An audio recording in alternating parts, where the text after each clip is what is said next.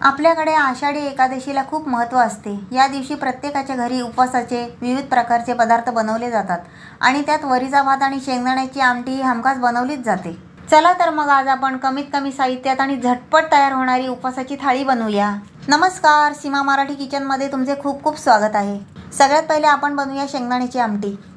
हे पहा, 1 वाटी शेंगदाणे भाजून मिक्सरवर बारीक कुटून घेतलेले आहेत. आता यात मी 4 ते 5 हिरव्या मिरच्या टाकत आहे आणि हे सर्व परत एकदा वाटून घेणार आहे. हे पहा, आमटी बनवण्यासाठी शेंगदाणे आणि मिरची वाटून झालेलं आहे. आता यात मी पाणी घालणार आहे.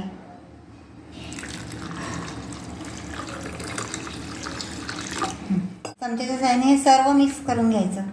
सर्व मिक्स झालेलं आहे. आता याला मी फोडणी देते. हे पहा, आता आपण आमटीला फोडणी देऊन घेऊ. त्यासाठी मी यात 2 चमचे तेल टाकत आहे. तेल गरम झालेलं आहे. आता यात मी हे जिरा घालत आहे. हे पहा, जिरा कसं तडतडलं. आता यात कढीपत्ता घालते.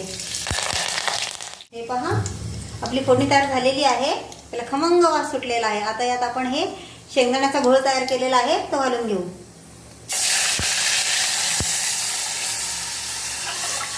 आणि हे वरून पाणी घालूया. सर्वात शेवटी हे चवीपुरतं मीठ घालून घेऊ. पळीच्या साह्याने हे असं हलवत राहायचं.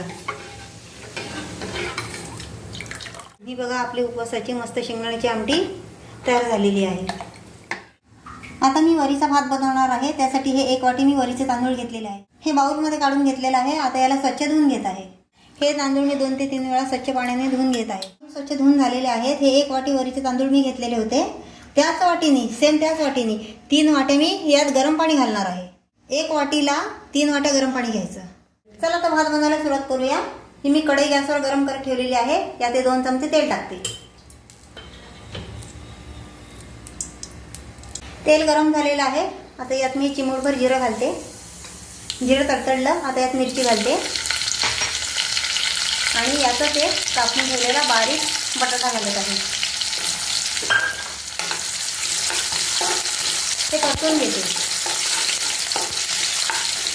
बघा, बटाटा आणि मिरची परतून झालेला आहे. आता यात आपण हा वरीचा तांदूळ घालून घेऊ.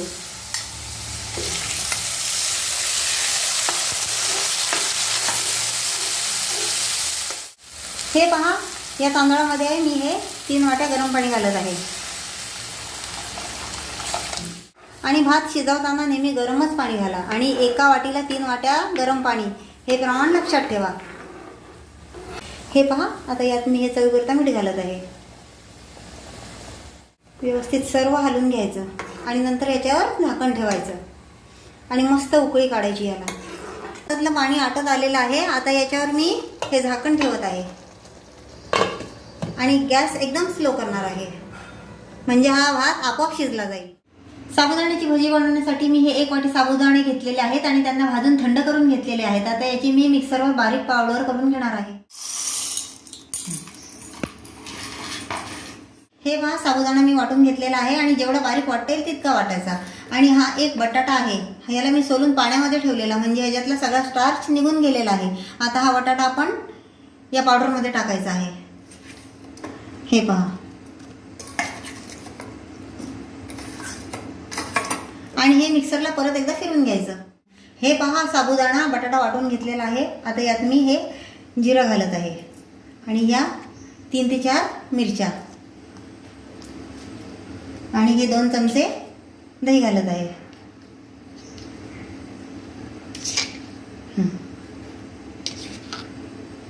हे परत एकदा वाटून घ्यायचं. सर्व वस्तू वाटून घेतलेल्या आहेत. आता यात मी चवीपुरतं मीठ घालत आहे. हे बघा, एवढंच. हे पहा, भजीचं पीठ तयार झालेलं आहे. आता यात मी थोडासा शेंगदाण्याचा कूट घालत आहे. जास्त नाही घालायचा, एवढाच घालायचा. आणि हे परत एकदा असं मिक्स करून घ्यायचं.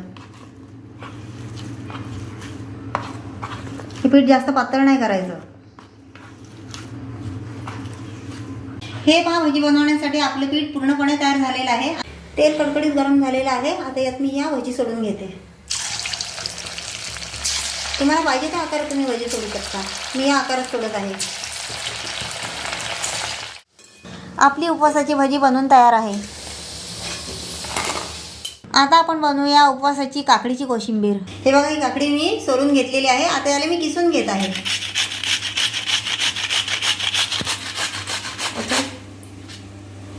काकडी किसून झालेली आहे आणि या काकडीतलं पाणी मी सर्व बाजूला काढून घेतलेलं आहे. ही किसलेली काकडी मी या वाटीत अशी काढून घेत आहे. मिरची घालत आहे. आपण हे दही घालूया. 2 चमचे दही घालायचं आणि चवीपुरता थोडंसं मीठ. सगळं काढून घ्यायचं.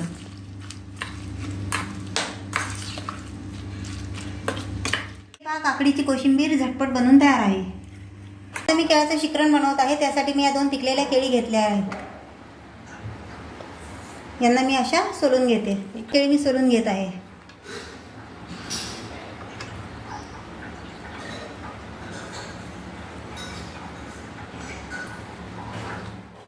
आता या केळ्यांचे मी बारीक बारीक काप करून घेत आहे. हे काप मी या वाटीमध्ये काढून घेते. आता यात 2 चमचे साखर घालत आहे. आता यात मी हे थंड दूध घालत आहे. त्यांनी मिक्स करून घ्यायचं.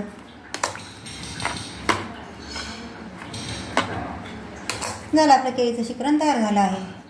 आपली उपवासाची थाळी बनवून तयार आहे. यात वरीचा भात, शेंगदाण्याची आमटी, काकडीची कोशिंबीर, साबुदाण्याची भजी आणि गोडासाठी केळीचं शिकरण बनवले आहे आणि सोबतीला सुकामेवा व केळी ठेवली आहेत. ही थाळी फक्त 30 मिनिटात बनवून तयार झाली आहे आणि जास्त भांड्यांचा पसारा सुद्धा झालेला नाही. तर या आषाढी एकादशीला तुम्ही सुद्धा अशी थाळी बनवा.